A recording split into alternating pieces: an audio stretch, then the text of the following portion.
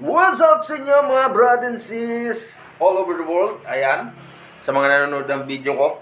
And mukhang questionable yung aking pinapakitang ritual. Sa nagsasabi na bakit daw ako nagpapakita ng ritual sa kaliwa. At bakit daw ang ritual ko ay nasa kaliwa. Nakikita nyo? Ayan, 1973. Ayan, at ang ating logo ay naka-mirror.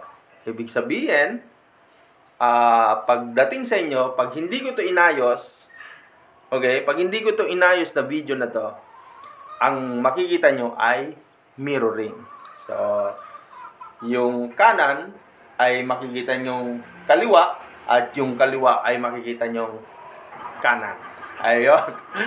So, tignan nyo lang naka-mirroring yung logo. Ibig sabihin, hindi accurate yung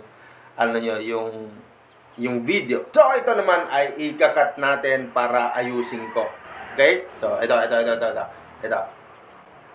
Boom! Yeah.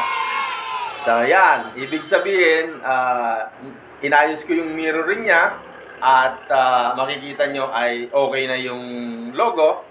Okay? At ito na yung kanan ko. At ito yung kaliwa, right? Walang paso ang kaliwa.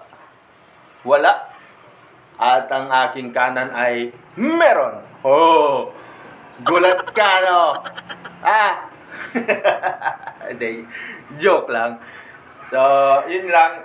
Gusto ko lang para malinawan yung ating mga nanonood.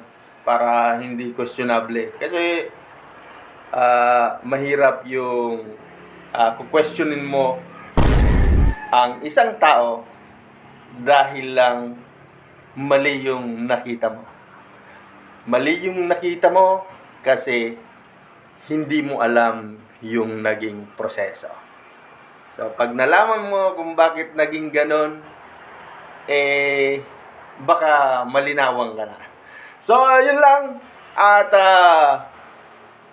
iwasan nyo ang pag-aaway-away. Okay? Maging positibo. Ilagay nyo sa comment section yung mga kaalaman nyo, yung gusto nyong i-share sa ating mga new generation at sa mga old or senior na mga brad. Ilagay nyo rin sa comment section yung inyong mga idea and knowledge. Okay?